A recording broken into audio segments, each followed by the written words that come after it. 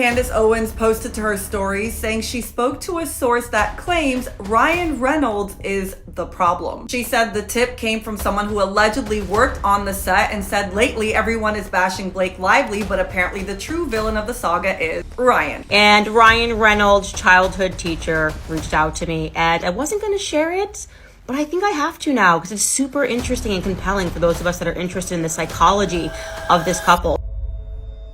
Candace Owens, the conservative firebrand known for her unfiltered commentary, has once again thrust herself into the Hollywood spotlight. This time, her target is none other than Ryan Reynolds, the affable actor famed for his quick wit and charm. The catalyst? A swirling legal tempest involving Reynolds' wife, Blake Lively, and her It Ends With Us co-star, Justin Baldoni. Allegations of misconduct, defamation lawsuits, and a purported smear campaign have transformed this Hollywood drama into a veritable feast for media pundits. This person is alleging that everything started when Ryan Reynolds decided to stroll onto the movie set one day and review the dailies. This is an industry term for all the footage that they filmed for the day. And he also decided to take a look at the script, and between the two, something allegedly set him off. This person claims that the production assistants then overheard Ryan and Blake having an argument in her trailer. Ryan Reynolds started being on the set on a regular basis as if he were her chaperone, and that is when he started inserting himself into the actual production, including writing lines. And then she says the next part was alleged in their lawsuits that Ryan and Blake, perhaps in response to her husband's anger, began inserting themselves in the effort to change lines and change scenes. And of course, the allegation that Ryan Reynolds was making fun of Justin Baldoni in his movie when he played the character Nice Pool. And we did hear this, I believe, from Justin's lawsuit, but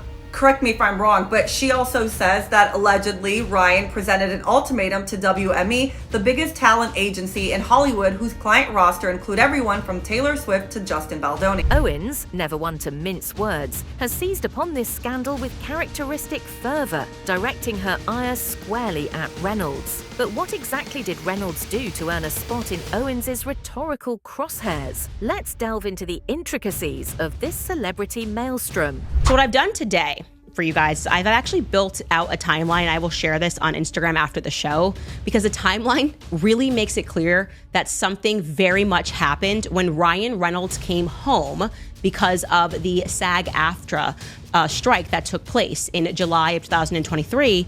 We will not be having our jobs taken away and giving to robots. So Ryan was away from home because Deadpool was filming in Canada and England. I know way too much about this. And Blake Lively was home because It Ends With Us was filming in New Jersey and she lives in New York. So that would have been like a cab ride back and forth. So they were away from each other at the beginning of this filming. No Balake here today. And in June of 2023, this is really important, things are so great between Justin and Blake. She invites him into her trailer while she was breastfeeding, okay? She's like pumping in my trailer. This is June 3rd. If you want to work out our line. So he's in there in her trailer and she is pumping. I shouldn't say breastfeeding, she's breast pumping in her trailer. And this is according to Justin's lawsuit, and he presented this evidence. So this is a fact, essentially. Nothing was wrong between Justin and Blake. You don't invite someone who sexually assaults you into your trailer alone. The saga began in late 2024 when Blake Lively accused Justin Baldoni of misconduct on the set of their film It Ends With Us. Lively alleged that Baldoni's behavior created a hostile work environment, citing inappropriate comments and unsolicited physical advances. She claimed that several women were prepared to testify about Baldoni's actions during filming. Baldoni, however, dismissed these allegations as unsubstantial hearsay from unnamed individuals, maintaining that his interactions were strictly professional. Suddenly, just a few days after that, on June 14th, is when the Writers Guild of America begins picketing and they halt production. And Justin's lawsuit notes that it was during that lead up to the strike, the big strike, which happened in July 2023, that for the first time, Blake begins requesting to see the dailies. So it was an outrageous request, completely unorthodox, okay, for her as an actress and a producer to be requesting to see the dailies. So like, she's home now. So from this time in June until this strike ends, she is now home, but also Ryan Reynolds is home, okay? I don't know, I feel, and I obviously have no idea, but I feel Ryan said get me all the dailies. Not saying like, send me the 3 edits or the 3 takes. She just wants the running. Do you know how much time it takes? Like, that's an editor's nightmare. In retaliation, Baldoni filed a $400 million lawsuit against Lively and her husband, Ryan Reynolds, accusing them of defamation and extortion. He alleged that the couple used their star power to tarnish his reputation, orchestrating a smear campaign that extended to major publications like the New York Times. Baldoni's legal team argued that the couple manipulated text messages and other communications to paint him in a negative light, leading to severe online harassment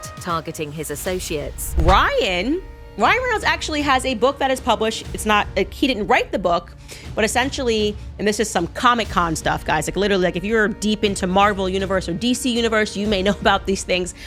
I definitely did not know about these things, but they create these books essentially about all of the movies, and they're sort of these art books. This one's called Marvel Studios, Deadpool and Wolverine, the art of the movie. Essentially what that is, it's a gallery of never before seen artwork, which is the description, and exclusive lithographs and in-depth interviews with the creative team. And so they sit down with these characters and the people that created them, and they ask them questions.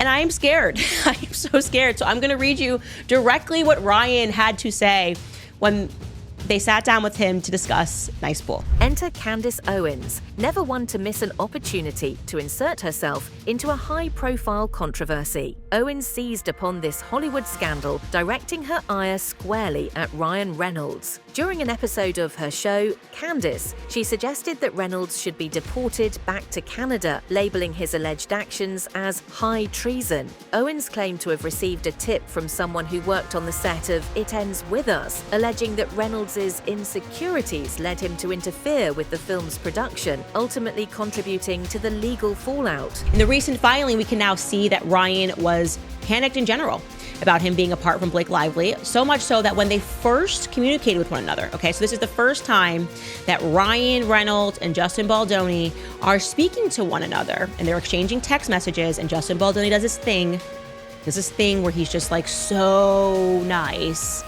and was like, he literally, to sum it up, because I'm not going to read Justin's entire text, he basically is like, I was nervous to even text you. I'm such a fan of you. Like, you're so great. You're amazing. Your wife's amazing. And then says this like really almost first day of middle school kind of thing, where he's like, all of this to say, I know I sound ridiculous, but like, I just really want to be friends with you. Like, he literally tells Ryan he wants to be friends with you. And I could just see Ryan sitting there like, yes, this is exactly what I want, a puppy to kick in the mouth. And you'll do what I say. So I'm going to show you these exchanges. This is Ryan Reynolds, Justin Baldoni. If you guys have not read through them, I recommend that you go on to the site to read it. He even extends like saying how wonderful Blake was because, you know, she was very nice to his wife, says that Blake sent the sweetest message to his wife. I mean, he's being so respectful, falling over himself to be respectful and to say like, hey, can we still be friends? And Ryan Reynolds then sends this text message. And he basically says like, sorry for the delay, I've been writing, the girls are sick again, whatever. It tells him essentially that he hit the jackpot with Blake Lively. She literally passes on every film and every filmmaker all the time. But the one thing I know, and I speak from a deep wellspring of experience here, having her in your court. Owens didn't stop there. She criticized Reynolds for allegedly mocking the legal dispute during the Saturday Night Live 50th anniversary special. In a segment where hosts Tina Fey and Amy Poehler asked Reynolds how he was doing, he quipped, "Great, why? What have you heard?" Owens interpreted this as a veiled reference to the ongoing legal drama, accusing Reynolds of using humor to deflect from serious allegations. She tweeted, "Everyone, it is not okay that you used Hollywood actors to ruthlessly bully and humiliate someone under the guise of Deadpool jokes. Ryan Reynolds, okay. But what if I showed up in a room filled with Hollywood actors and made one more joke?" Ryan Reynolds is throwing down some alpha male, and by alpha male, I mean extremely beta male, I have rich and powerful friends at the top. That's not a confirmation, but I'm looking at the length of the strip, and it's given Taylor Swift. Taylor Swift would say the same. My wife is wonderful, okay? Anyways, jumping back into these messages, he then moves immediately to ask Justin Baldoni to change their production dates because he's never been apart from Blake Lively so long. He basically says he tried to do it on his end. I'm paraphrasing here. You can go read it on the website. I was frantically trying to address this. I was frantically trying to change this, shorten the shoot, but I can't because, Deadpool and Wolverine is set in stone. They already booked the studio. But could you do something to try to punt this? And he ends it with this, which is funny that we're talking about a sexual lawsuit and what's appropriate. He ends it by saying, all this to say, I'd have your line producer's face tattooed to my perineum. Okay, so that is the skin between Ryan's parts. I don't even know how to appropriately state that other than perineum. Okay, pull that back up again. I would have your line producer's face tattooed to my perineum if he, she, or they can figure out how to start 2 weeks earlier. Completely understand how big of an ask that is, but the perineum is one of the most nervy parts of the human body to expose to trauma. The public's reaction to Owens' commentary was mixed. Some agreed with her critique, arguing that Hollywood often uses humor as a shield for toxic behavior. One user commented, "Hollywood loves using humor as a shield for their toxic behavior. If you're going to bully, own it. Don't hide behind scripted jokes." Others felt that Owens was overreaching, inserting herself into a complex situation without all the facts. As the legal battle trudges on, with a trial date set for March 2026, the public remains divided. Some view Lively's allegations as a courageous stand against misconduct, while others see Baldoni as a victim of a coordinated character assassination. Amidst this, Ryan Reynolds finds himself entangled not just legally, but also in the court of public opinion, where figures like Candace Owens wield significant influence. Well, Ryan Reynolds on the Enneagram is a psycho. That's what he is. He's just a psycho. His number is psycho. And we had suspected, just by piecing together everything, that he didn't want Blake Lively to be away from him. Remember, I built out the timeline and I worked through it, and I realized that, this is interesting. Ryan Reynolds is filming at the same time as Blake Lively. He's also doing his Wrexham football stuff. And they're basically apart. And I'm sure he popped back a few times, but for 4 months scheduled to be apart in a different country. And yeah, I felt that Ryan was kicking up some dust because he didn't want to leave Blake Lively alone with Justin Baldoni because he's away in the UK. And then I was positing that perhaps when he got home, he was either reading her text messages, reading through the dailies, reading through the script, and he just decided, okay, you know what? This entire production needs to be halted. I don't trust my wife, okay? And my strongest inclination for that was the fact that on the day that the SAG-AFTRA strike ended, on the day that both of them had to go back to work, meaning Ryan had to go back to film for Wolverine and Deadpool, Wayfarer gets that shocking email of demands, and basically their production gets suspended while Ryan gets to go in the UK and feel confident knowing that she's not going to see Justin Baldoni until he's back. In the end, this saga serves as a stark reminder of the complexities inherent in the number Me Too era, where allegations can swiftly lead to public trials by media and pundits alike. As for Owens, her latest target has provided ample material for her brand of sharp, unrelenting critique, ensuring that the intersection of Hollywood and political commentary remains as turbulent as ever. At least aware of why his quote-unquote best friend, Ryan Reynolds, was writing in all of these lines, especially because we did the timeline and we showed you that this was not initially supposed to be a part of their principal filming. And then they went back and they did some filming after the SAG-AFTRA strike, and somebody had admitted that they had done all of that dog pool filming. I said dog poo, that too. Dog pool filming at the very end of the movie. So it's interesting. It's very interesting. Hugh would have known exactly what his best friend was thinking, especially because it wasn't a part of the larger plot of the movie.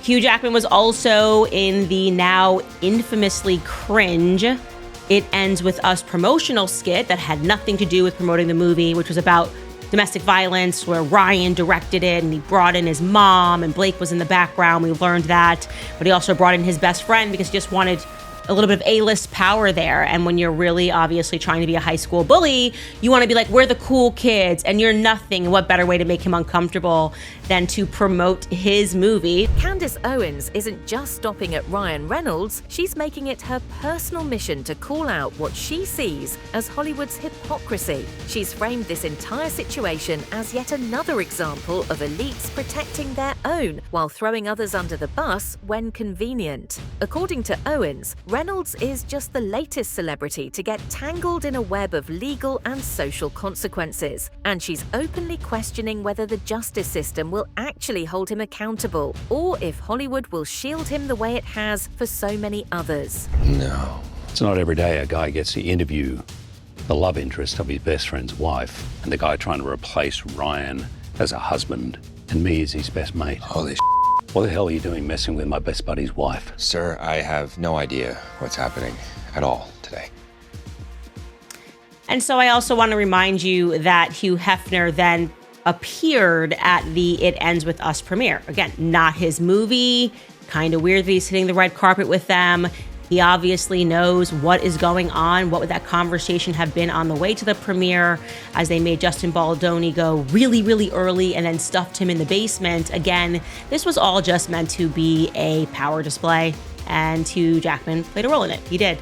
So he was one of the unnamed dragons, if you will, in all of this. And it looks like for that, he is being awarded for his contributions with a deposition. All right, so check out this headline. You can see the Daily Mail. It says, surprising new twist in Blake Lively, Justin Baldoni legal battle as Hugh Jackman is pulled into the saga. And then it tells us that according to a source, Hugh Jackman is going to be deposed before the trial because Baldoni's legal team wants to get the full scope of Reynolds' conduct during the time that It Ends With Us was being filmed.